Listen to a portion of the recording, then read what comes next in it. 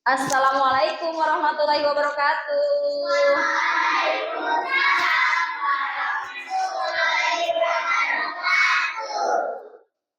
Bagaimana kabarnya hari ini?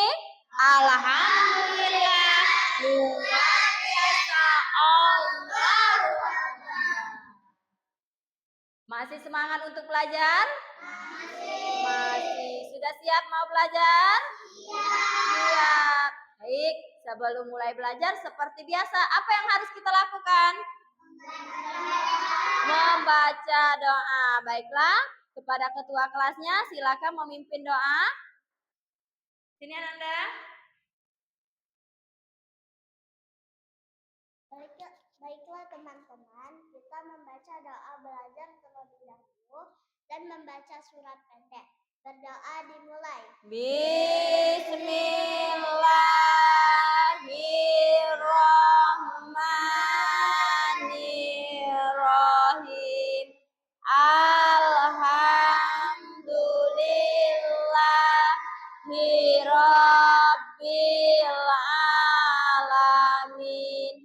Ar-Rahmanir-Rahim. Maliki yaumiddin. Iyyaka na'budu wa iyyaka nasta'in. Ihdinas siratal mustaqim. Siratal ladzina an'amta alaihim ghairil maghdubi alaihim waladdallin. Amin. Bismillahirrahmanirrahim. Qul huwallahu ahad. Allahus samad. Lam yalid walam yulad walam yakul lahu kufuwan ahad. Bismillahirrahmanirrahim. Inna a'tainakal kautsar fasholli lirabbika wanhar. Inna syani'aka huwal abtar. Rabbi shrah li sadri wa yassir li amri wahlul 'uqdatam min lisani yafqahu qawli. Rabbi zidni ilma warzuqni fahma. Amin. Sikat bersalam.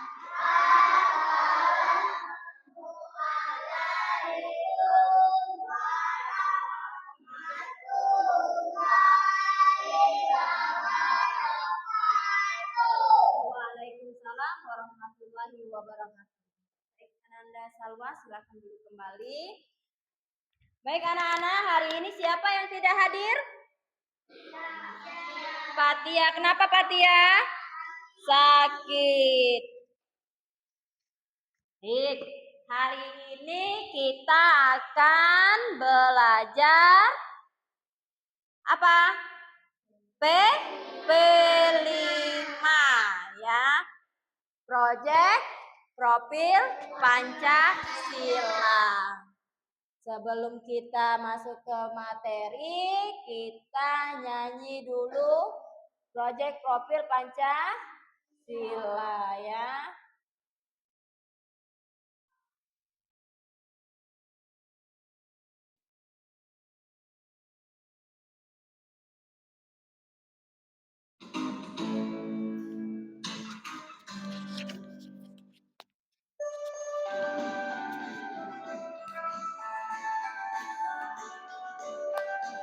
Semuanya berdiri.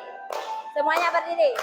Belajar Pancasila, beriman dan bertakwa pada Tuhan yang Esa dan berakhlak mulia, berkebinekaan global, gotong royong mandiri, kreatif dan bernalar kritis. Belajar Pancasila, beriman dan bertakwa pada Tuhan yang Esa dan berakhlak mulia, berkebinekaan global, gotong royong mandiri, kreatif dan bernalar kritis.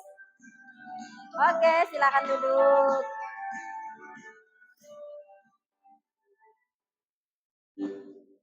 Oke, itulah tadi proyek profil Pancasila. Apa itu profil Pancasila? Nah, coba diperhatikan. Profil pelajar Pancasila yaitu suatu perwujudan pelajar Indonesia sebagai pelajar sepanjang hayat, memiliki kompetensi global dan berperilaku sesuai dengan nilai-nilai Pancasila dengan 6 ciri utama. Apa saja? Beriman, bertakwa kepada Tuhan Yang Maha Esa, dan berakhlak mulia, berkebinekaan global, gotong royong, mandiri, bernalar kritis, dan kreatif ya. Selanjutnya, nah, perhatikan ke depan. Tadi sudah disebutkan beriman dan bertakwa kepada Tuhan Yang Maha Esa di dalam profil pelajar Pancasila. Nah, di sini ada 2 contoh beriman dan bertakwa kepada Tuhan Yang Maha Esa. Kelihatan? Yang pertama itu sholat dengan baik, ya. Selanjutnya berbuat baik kepada sesama. Selanjutnya itu berkebinekaan global. Nah, berkebinekaan global ini merujuk pada adanya keragaman budaya, etnis dan bahasa dan cara hidup di seluruh dunia. Dan berikutnya itu gotong royong. Gotong royong adalah semangat kebersamaan dan kerjasama. Dan ada juga manfaat gotong royong. Nah, gotong royong memiliki manfaat yang sangat penting bagi masyarakat. Selanjutnya hidup mandiri. Hidup mandiri, apa itu hidup mandiri? Yaitu kemampuan seseorang untuk mengurus diri sendiri tanpa bergantung pada orang lain. Selanjutnya yaitu bernalar kritis, yaitu kemampuan untuk menganalisis, mengevaluasi dan menyimpulkan informasi secara logis dan objektif, ya. Dan manfaat bernalar kritis. Apa manfaatnya? Yaitu memiliki banyak sekali manfaat, terutama dalam membantu kita membuat keputusan yang lebih baik, ya. Selanjutnya, anak-anak, silakan kalian simak video berikut. Hari ini kita akan belajar tentang P5, yaitu temanya pengelolaan sampah. Nah, coba kalian lihat, perhatikan ke depan, disimak ya. Sampah organik dan sampah anorganik. Sebelum kita lanjut videonya, jangan lupa subscribe channel ini. Dan yang kedua adalah bisa atau juga ada website dari tadi. Nah, coba perhatikan dulu. Sisa atau buangan dari suatu kegiatan yang dianggap sudah tidak berguna lagi. Alam tidak benar sampah, yang ada hanyalah mulut, materi dan energi. Hanya manusia yang mengakibatkan munculnya sampah. Sampah berbagi dibagi menjadi dua jenis, yaitu pertama sampah organik Dan sampah anorganik.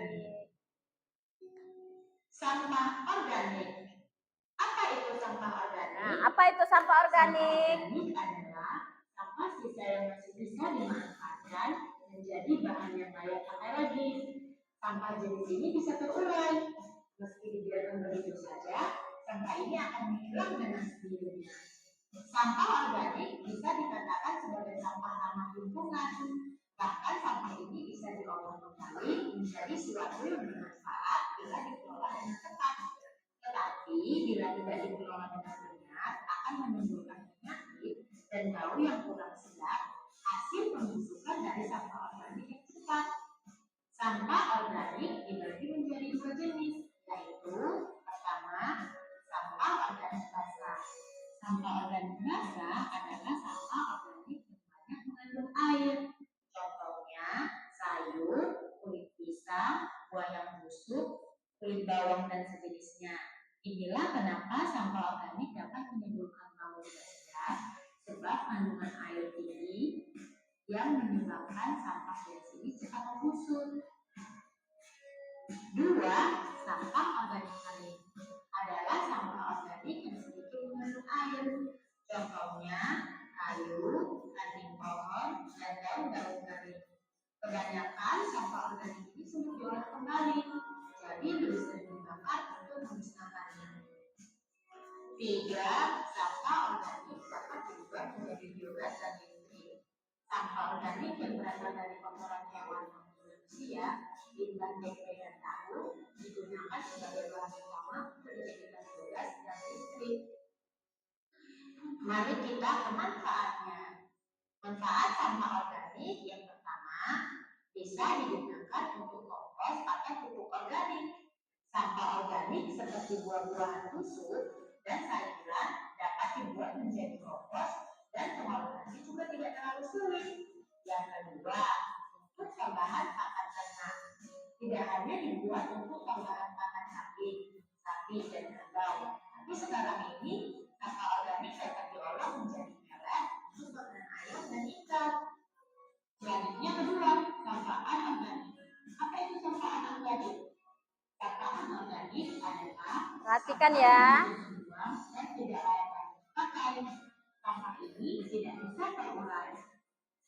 Sampah anorganik yang tertimbun di sana dapat menyebabkan pencemaran karena Farhan, diperhatikan Farhan.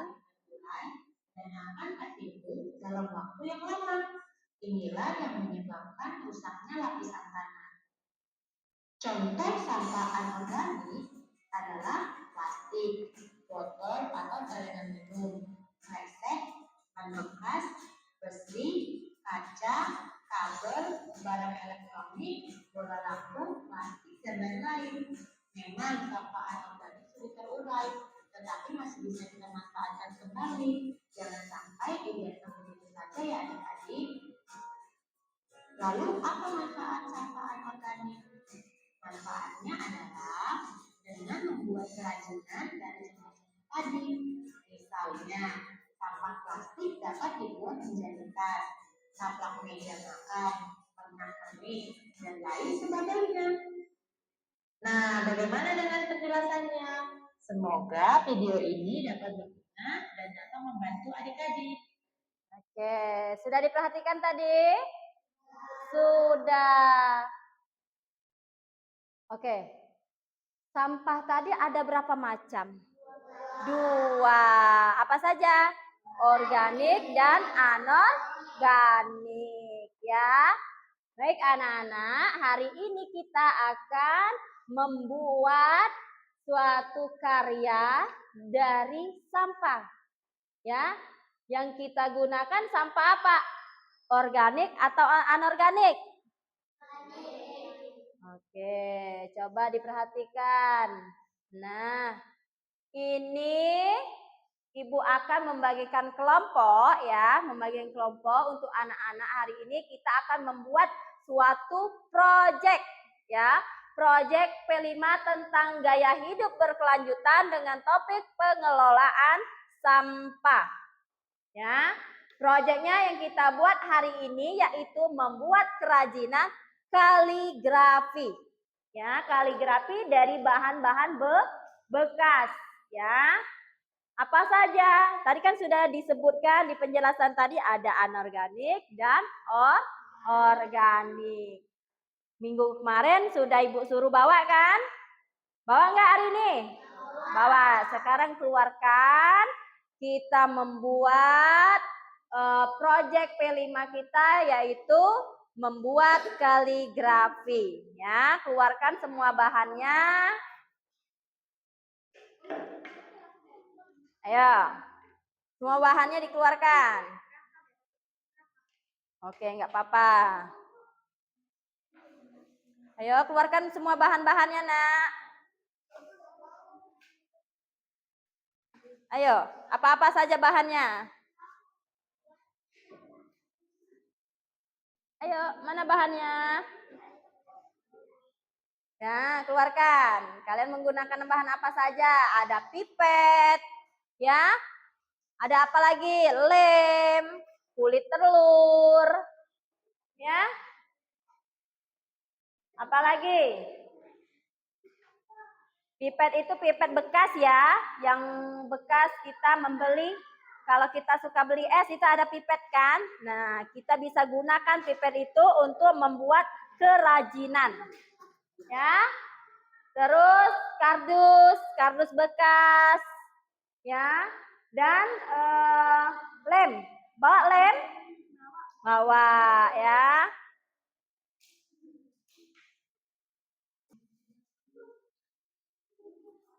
Ayo, yang kelompok ini. Ayo, silakan keluarkan bahan-bahannya.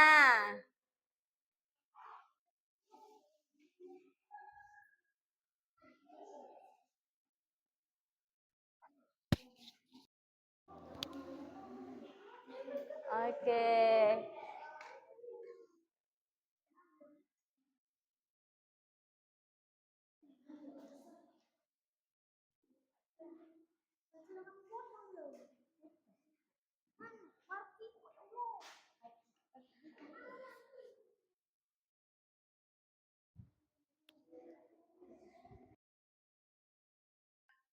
Baik anak-anak, sudah selesai karyanya?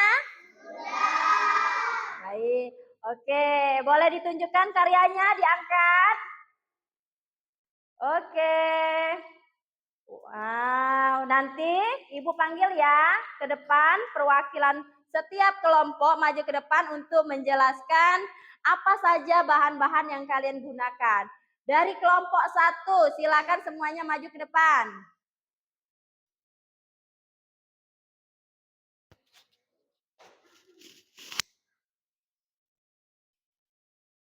Ya, sini. Baiklah.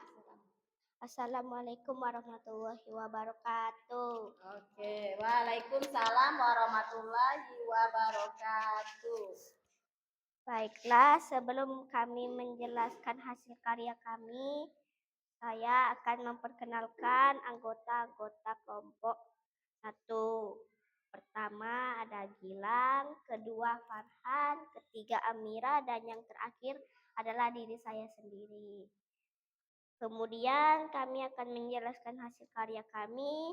Kami membuat kaligrafi yang bahan-bahannya terbuat dari kulit telur, padi, dan biji saga. Demikian itulah yang kami sampaikan tentang hasil karya kami. Kami akhiri dengan wassalamualaikum warahmatullahi wabarakatuh.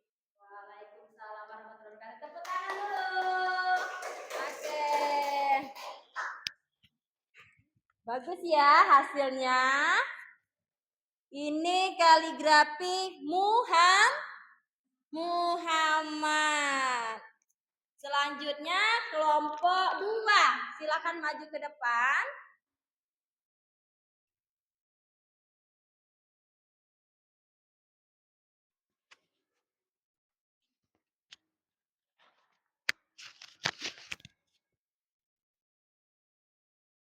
Assalamualaikum warahmatullahi wabarakatuh. Perkenalkan Perkenalkan nama saya Alfarel Adia Arasid. Perwakilan dari kelompok 2. Anggota kelompok Aldi Ibrahim, Raka Setiawan, Abdurrahman Al-Baihaqi. Kami membuat prakarya kaligrafi dari bahan kulit telur dan pipet bekas. Bahan-bahan dan alat yang digunakan: 1. Kulit telur yang dicuci bersih, dikeringkan, dan dipotong kecil-kecil. 2. Pipet bekas dipotong kecil-kecil sesuai ukuran gambar.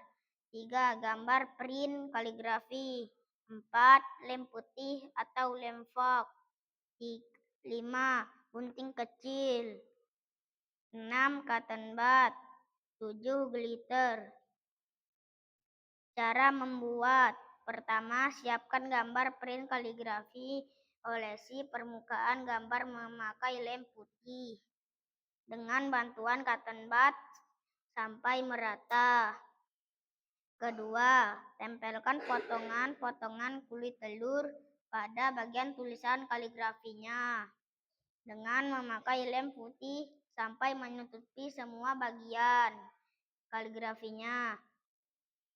Tekan pelan-pelan dengan ujung gunting kecil. Ketiga, tempelkan potongan pipet di sekitar tulisan kaligrafi dengan bantuan lem putih dengan bantuan cotton bud sampai tertutup semua bagian. Keempat, untuk bagian latar kaligrafinya menggunakan taburan glitter secara merata agar tampilan prakarya kaligrafinya terlihat lebih cantik. Kelima, setelah semua bagian kaligrafinya tertutup bahan dengan rapi, kita bisa menambahkan bingkai. Bingkai bisa menggunakan yang siap pakai atau buat sendiri. Demikianlah penjelasan kami tentang cara bahan dalam pembuatan prakarya kaligrafi dari kelompok kami. Terima kasih. Wassalamualaikum warahmatullahi wabarakatuh. Waalaikumsalam warahmatullahi wabarakatuh. Bagaimana? Bagus tidak hasilnya? Bagus. Inilah ya, sama seperti yang kelompok 1 tadi ya. Bagus juga. Dia sudah menggunakan bahan-bahan organik dan anorganik ya, memanfaatkan barang yang sudah tidak dipakai lagi tapi bisa digunakan untuk membuat suatu karya. Tepuk tangan dulu untuk kelompok 2. Terima kasih ya. Baik, selanjutnya kelompok 3.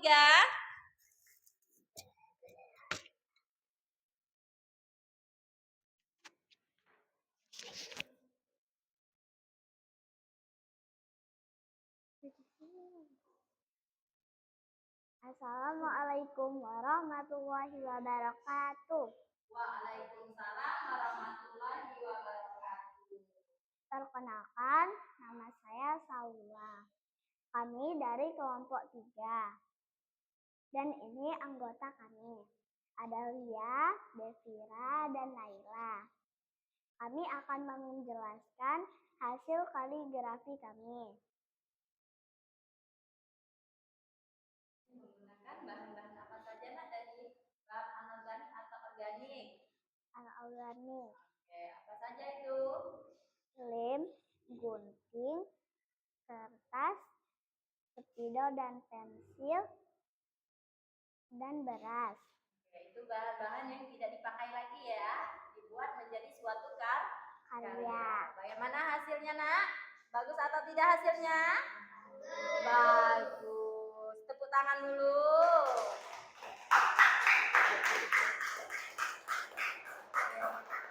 Sudah penjelasannya? Assalamualaikum warahmatullahi wabarakatuh. Waalaikumsalam warahmatullahi wabarakatuh. Baik ya, ini hasil setiap kelompok sangat bagus semua ya.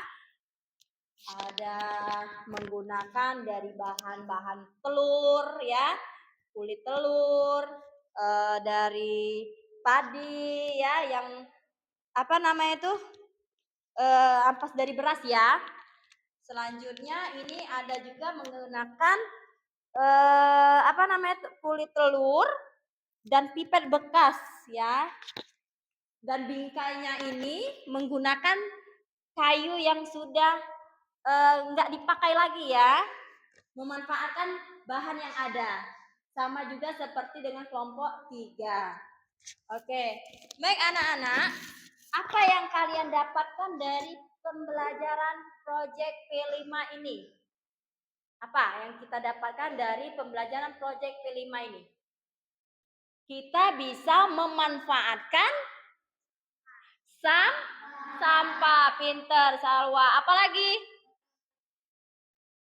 Memanfaatkan botol-botol bekas, ya. Kita bisa mengelola sampah-sampah organik dan anorganik menjadi suatu karya, ya. Jadi kita itu harus memanfaatkannya, ya nak ya. Nah, jadi kalau kita sudah memanfaatkan sampah, lingkungan kita akan menjadi bersih. Kebersihan itu sebagian dari iman, ya. Jagalah kebersihan lingkungan sekitar kita dengan membuang sampah pada tempatnya, ya.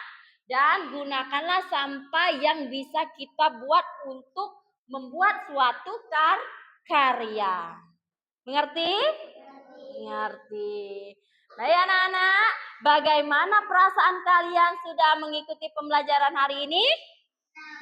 Senang ya. Minggu depan kita akan membuat karya lagi, tetapi kita akan membuat bunga. Ya, membuat bunga dari tutup botol. Jadi anak-anak siapkan ya, untuk tugas minggu depan kita akan membuat karya kerajinan tutup botol menjadi sebuah bunga. Ya, paham? Paham. Baik anak-anak, pembelajaran kita cukupkan sampai di sini. Ibu akhiri dengan mengucapkan lafaz hamdalah alhamdulillahirabbil alamin. Baik, sebelum kita tutup, seperti biasa kita membaca doa terlebih dahulu. Ketua kelas silakan pimpin doanya.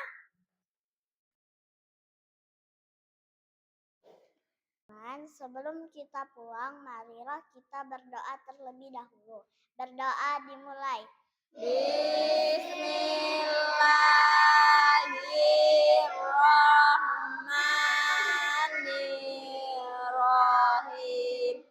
Wal asri innal insana lafi khusri ilal ladzina amanu wa amilus solihati wa tawasau bil haq wa tawasau bil sabr. Sadaqallahul azim.